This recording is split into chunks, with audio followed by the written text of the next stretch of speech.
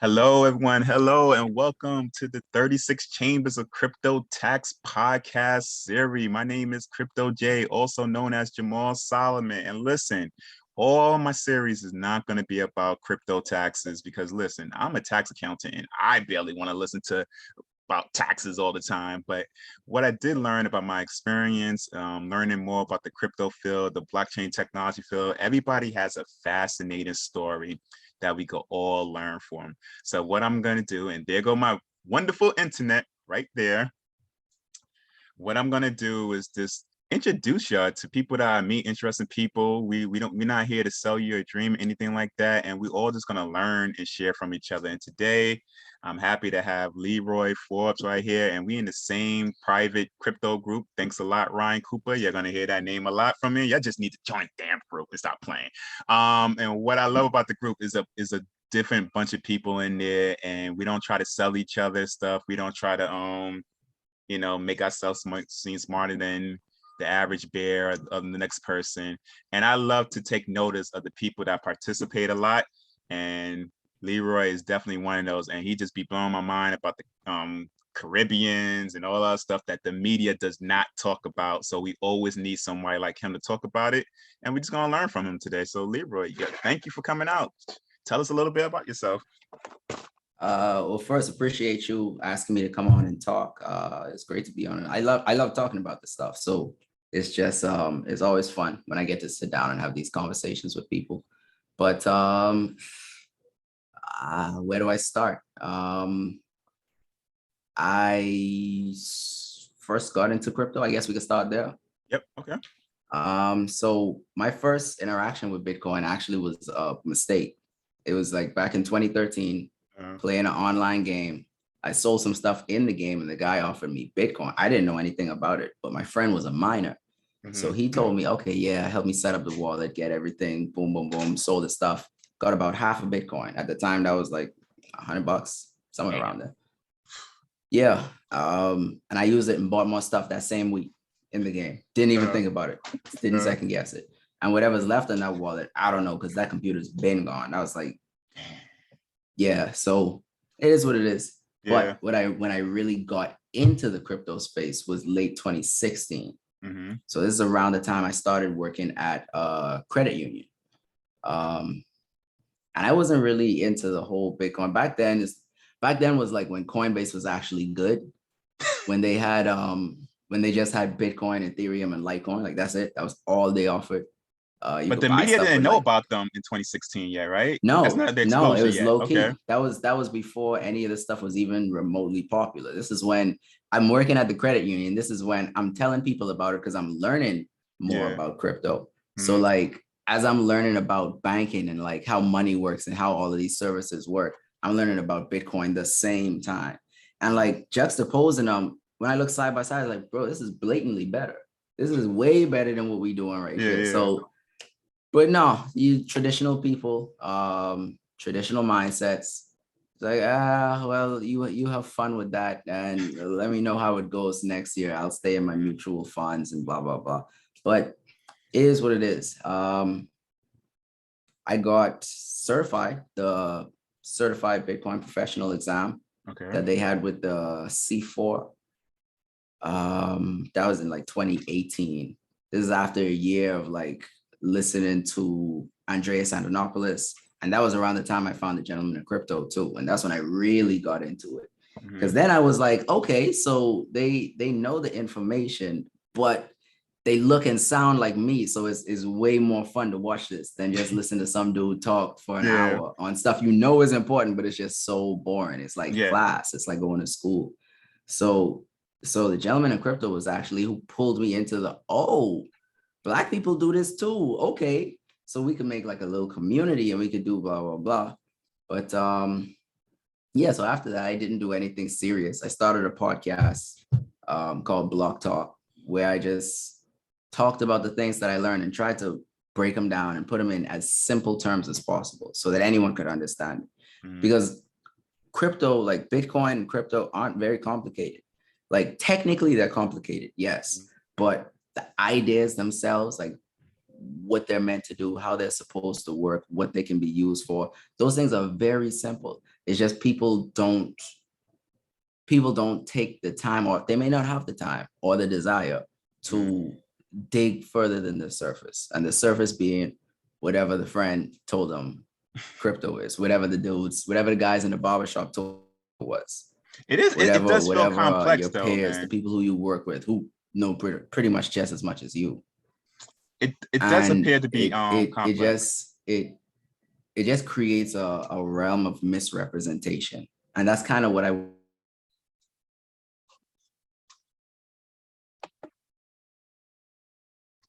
My internet decides to go on vacation.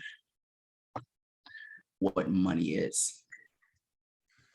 Yeah, my internet decided to go on vacation, and like the last 30 seconds, it's like I don't understand why in the summer, and I'm just a tax guy. I don't know enough about technology, but I feel like in the summertime, the internet and the It's Wi-Fi worse. just acts up, man. It just And get it, worse. it just gets worse. It's like, nah, man, it's our holiday too, man. But yeah, so I don't even know how that's gonna come out, whatever. But I like what you guys. So, but it seems like your niche is kind of like the Caribbean. Like, so how did you find out and say, you know what, this is what I want to educate the people on right now? How you got to that part? Yeah, so I'm from the Bahamas. Okay. So I born and raised. I came to the US when I went to college up in Minnesota. Stayed there to work, eventually moved over here to Baltimore, continued working. But I'm originally from the Bahamas. So as I got into this crypto stuff, my immediate thoughts were this would be so great back home. This would be such a Mm, great improvement on what we currently have and what we're doing back home. And even going into recent years with El Salvador legalizing Bitcoin as currency. Independence Day in the Bahamas is July 10th. So in July last year, I wrote an article basically theorizing what it would be like if the Bahamas was to make Bitcoin legal tender, or if they were to move forward with implementing Bitcoin as a currency for people to use. Because as it currently stands, the Bahamas is still heavily cash dependent. Like there are some mm, businesses that still to this day don't even take cards. mm. So it would be a huge leap infrastructurally, and it'll be difficult, but the end result would be significantly better Mm. And in what the I like short about term. your content is that you're not talking to the Caribbean that us, ignorant Americans know as the okay, I got a second Ah, and third home, I got a timeshare, yeah, that type of Caribbean. I feel like yeah, you talking about the citizens, the people that live there every day, that goes through the yeah. ups and downs, and I'm talking yeah, about the people who walk down the street to go to the shop just to get some juice and then go back home. Like it, exactly. I'm talking to everyone. I'm talking to the people I grew up with. I'm talking to the masses that could actually use this stuff and don't. Mm, My main thing is I don't want them to be misled with yes. information that's being fed to them. Because in most cases, people are complacent. They aren't going to do very much research into stuff. So whatever is presented to them, if it sounds like it makes sense, they're normally just going to rock with it without question. No. And in most cases, with infrastructural stuff, especially something on the scale of being countrywide, the information that the populace is going to get has already been filtered by whoever's in power, filtered Mm, by the people in charge of the media. So they're not getting the whole story, they're getting the best story for that narrative. I just want them to know, okay, this is the whole playbook. Now go decide what you want to do. yeah, the media, they give you like the dating profile. Like they don't like in the Yeah. dating profile, show your best pick, I'm this, I'm Yep. that, but you really Yep. don't say how screwed up in the head you are and why you Mm, still single and all that other stuff, yep. man. Yep. But and it's crazy because I feel like because I got into it, all of a sudden my clients just start talking about Bitcoin. I'm like, what the hell is this? But they didn't have the slightest clue about the tax implications of it. And even like 3 or 4 years, past that point, people just refuse to listen to certain stuff. The uphill battle is crazy, man. Like just recently, my client was just using crypto to buy and sell all this stuff, but looked at me like I was crazy when I said, "Hey, yeah, by the way, yeah, you gotta report that." What do you mean? What do you mean? I'm like, I got the article, and I'm like, the article? You better go straight to the Nah, irs.gov and start nah. playing. But especially our people, so I know because I'm Hey, married to these gurus will have you messed up messed up, legally. like owe you big money, man. So I went to all West Indian school in New York City. Like literally, I was like the outcast because I was American. That's like what private school I went to. I'm married to a Jamaican, stuff like that. So I kind of have a feeling there's an uphill battle when you talk about this Heavy. new crypto stuff. It went out again. I didn't catch Oh, that. I said, I went to a private school, all West Indian in America. And I was like they called me the Yankee. I was like the outcast because I was American. And I married a Jamaican and stuff like that. So I feel like I have a feeling you have an uphill battle when it comes to explaining crypto to the citizens it's and like stuff 90 like that. degrees. It's like 90 degrees. It's going straight up. It's difficult. It is difficult. Like what is their main like difficult. Because I had a conversation with someone, but he's not Caribbean, but he's like the financial guy. He got all the financial licenses, and he was just so anti. Oh they the my worst. God! No, they the worst. They the worst. And I try to tell him, like, listen, everything's just not Bitcoin. But I'm like, all right, this is a waste. So what is like their number one when you talk to Caribbean, like you in the country, you talking to them? What is like their number one concern, or with it? Scams. The number one concern is always scams, because all that they've been fed are the rug pulls, the scams, the incidences of things going wrong. They hear about the super success stories. Yeah. They hear about people making millions, but they also have, so in their mind, it's either or. It's one of the extremes. It's either, okay, this is going to make me really rich, or I could get scammed and lose all my money. Damn, and they don't do any work to dig in between. It's like their mindset is set on that. Oh, that crypto stuff, that it doesn't affect my life yet. They don't see it. They don't interact with it. They don't talk about it. So to them, it's outside of their scope. And that's still the majority of the world.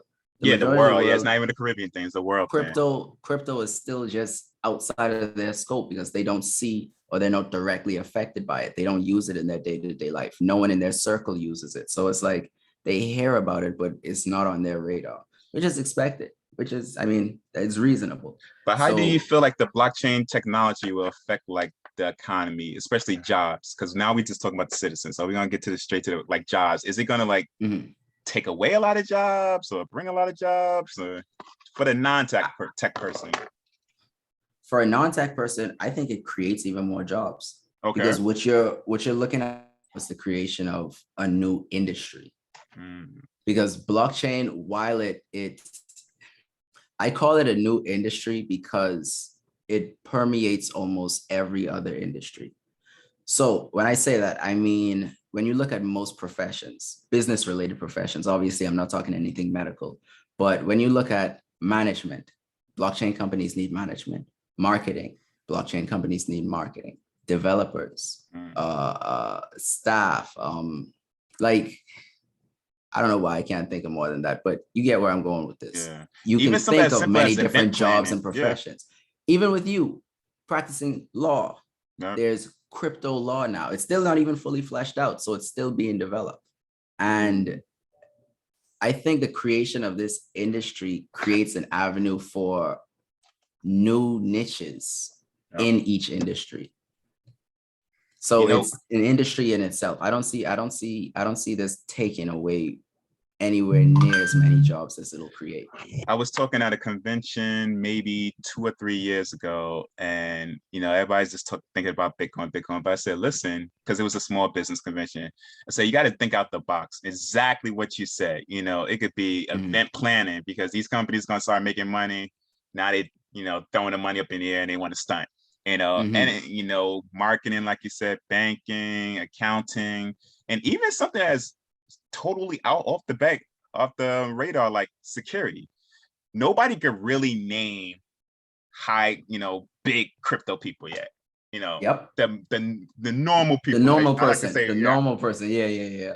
But soon, once we become the Bill Gates of the world and stuff like that, they're gonna need security. So I'll say build a relationship now when nobody knows them. And hey, by the way, this is my service, because once everybody gets to know, it's already too late.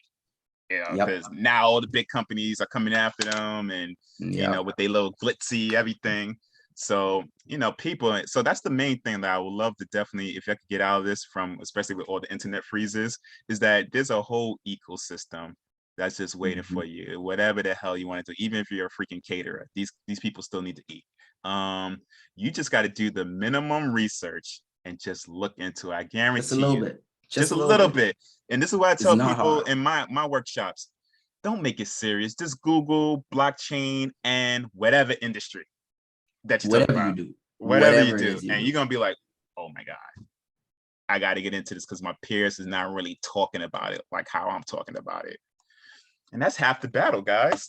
Nobody's asking you to be an engineer. Nobody's asking you to create, coins No, or NFTs or anything like that. But no. find where you could be valuable in the ecosystem. And that's what I preach, man. Because I'm like, I'm not a tech person. They're like, oh, but you call yourself Crypto J. I'm not a tech person. Oh yeah, I am not trying to lie to y'all. I'm all about saving people from the IRS, and that be my contribution to the crypto world. But other than that, don't ask me about no wallet. Don't ask me about what coin is the best. Yeah, yeah, yeah, yeah. No, I stray away from the what should I conversations. I never tell because I'm not trying to hold any liability or Yeah, responsibility exactly. for something you just because if I mildly suggest something, if I just tell you what I'm doing, 9 times out of 10, that person's just gonna throw money into that because they heard me mention it. Yep. They're not gonna do any research. So in most cases, I just tell people what information they need to look for. Like you need to make a plan for yourself because what works for Mm, me isn't gonna work for you. My situation and my goals are completely different from your situation and yeah. goals. There are different ways you can approach this. You have aggressive investors. You have slow, steady dollar cost averaging investors. And some people sue for the silliest things. So I don't want somebody coming The after me and say, yo, stupidest. Jamaal told me to put my whole life savings into this. Now I don't need that in my life. Exactly, exactly, exactly. I am not in any way, shape, or form even close to a financial advisor. Do not make decisions just because I talked about something. That's not, no, just why would you do that? Like, why would you actually do that? So do you have conversations with people in the Caribbean about this metaverse type stuff? For some reason, I'm just fascinated about it, but I just don't understand it. But do you Oh have those yeah. conversations with them? Yeah. Like those conversations with or without me, those conversations are very active. The Caribbean is very active in the crypto space right now. Really? It's not widely, let I me did not know that. say, because there are very active Caribbean members in the global crypto space. So for Mm, example, Gabriel Abed from Barbados, actually one of the first people to make a Bitcoin exchange or a crypto exchange in the Caribbean, run it fully functionally. wow. He's worked with the government. He is now, I think, Barbados ambassador or their official ambassador with a developer to make what's called a Carib coin, like a Caribbean stable coin for CARICOM to actually use, kind of simulating what the EU has with the euro. Like he's actively making major moves in this space, and that's just one person. We have people from multiple islands. We have people from Haiti, the Bahamas, Jamaica. Actually, just released a CBDC. Uh, the Bahamas has a CBDC. A couple countries in the Eastern that use the Eastern Caribbean Mm-hmm. Central Bank, they have their own CBDC. So it's actively being worked on, even if it's not widely known in those regions. Mm-hmm. So like there's a lot going on in the Bahamas, and most people in the Bahamas don't know about it or aren't really aware Wow. of it yet, to Wow. put it in perspective. And that's the case in most of the islands. They're trying to raise more awareness now. Mm. And in all honesty, Barbados is in the lead. Like they had the head start and they are 100% in the lead. So those so-called power people, and I guess we're just gonna use your country for example purposes. Do they Mhm. recognize, I guess, your worth and what you're trying to do, and trying to include you more into the efforts to promote it? So I'm not working with any government agencies, Mm-hmm. but I am working with individuals and groups back home on Cool. specific projects. But I mean, the government already has the players that they want to play with lined up. Yeah, always. Yeah. Yeah, I'm not saying it's not possible for me to get there. Like once you get in the door, you start shaking some hands, meeting some people. That's how the game works. That's how it's always worked. That's how it's always gonna work. Yeah. But as it stands right now, I'm not on the government's radar yet. But I am actively working with different groups, different organizations to see what we can get started, how I can help them and what they're doing, because they're the people actually on the ground. I'm based in the US right now, so everything I'm doing is remote. They're on the ground actually doing the work, creating the stuff, meeting the people, talking to whoever's in charge to make the things happen. So I'm just seeing where I can fit into this while I'm still here. So what is like your goals with like long-term goals with doing this? Because right now I see the content and stuff like that, but let's say in the perfect world, you achieve what you want long-term. What does that look like for you? In the perfect world, I'm like a Caribbean Andreas Antonopoulos. Like I want to be, I don't want to be known for what I know. I want to be known for how much I helped other people to pick up on this stuff. I want to be known for like being the go-to person when you really just wanted to understand. That's dope. That's the ideal for me. Because me knowing it only helps me. And how I feel about it, if I know what's happening and I know that you don't know what's happening and I just watch it negatively affect you and don't say anything at all, that's irresponsible. That's reckless.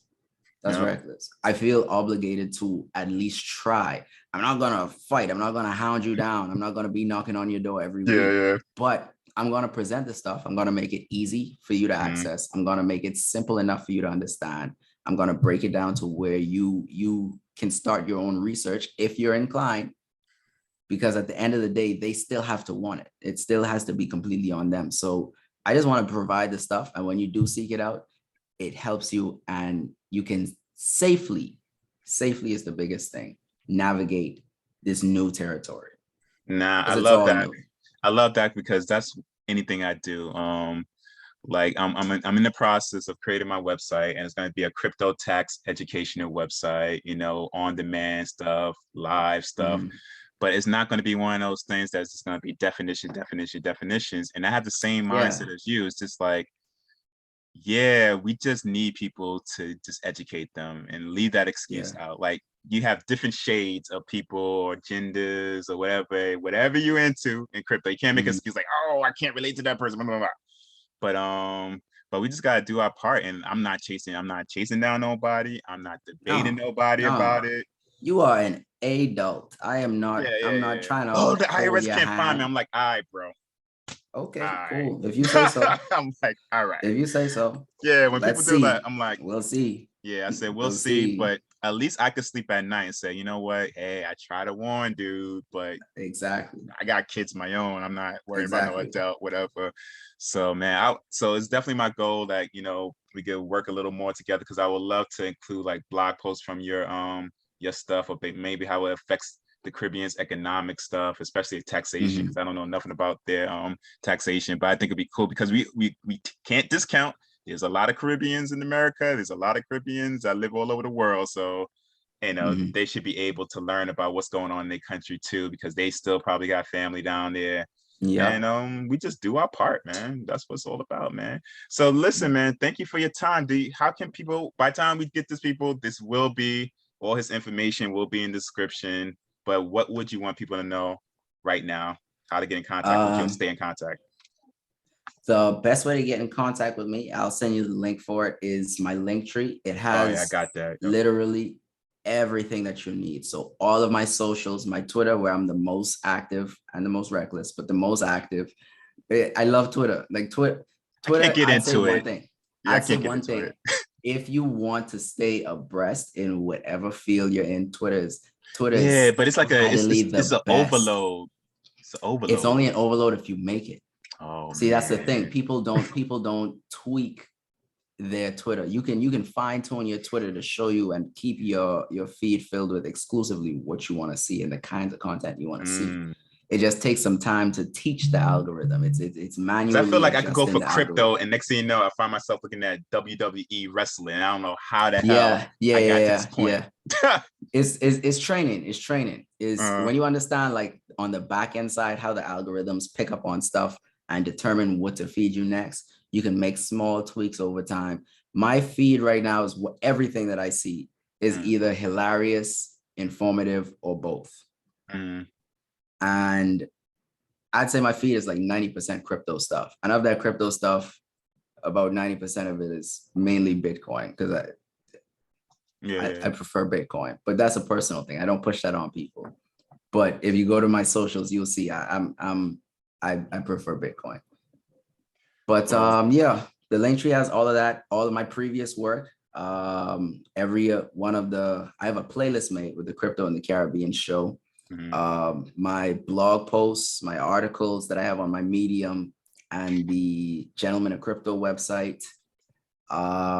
Oh, and even recently, this is relatively new. I just started this past month, but I decided to teach myself web development because I mm. actually want to learn the programming and the back end side and end up ideally working on a Bitcoin or Bitcoin related project. Ooh, Like I really want to get nice. on that back end. I really want to get on Nice. that back end Nice. because I feel like I understand the core concepts. I understand how it works, but things that I see in my head and some of the projects I look at, sometimes I wish I could have a hand in it. Like I could Yeah. suggest something or just make it myself.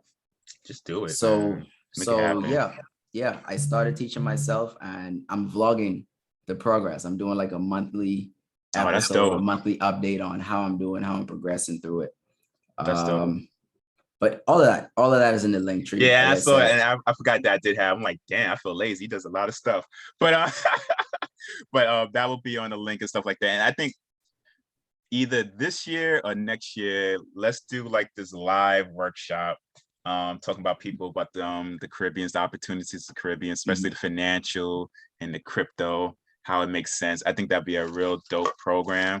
Oh So let's yeah, just make that happen, man. So all right, definitely. bro, man. Thank you everybody for dealing with if you made it this far, you know there was a lot of internet Yeah. interceptions, and I apologize for that. My internet took a summer break for some odd reason. Yeah, But this is gonna be available on YouTube and also whatever podcast thing I'm on, guys. So all right, man, Leroy, thank you. I appreciate you, and we're gonna work a little more together in the future, bro. definitely looking forward to it. Take it All easy. right, man. Peace.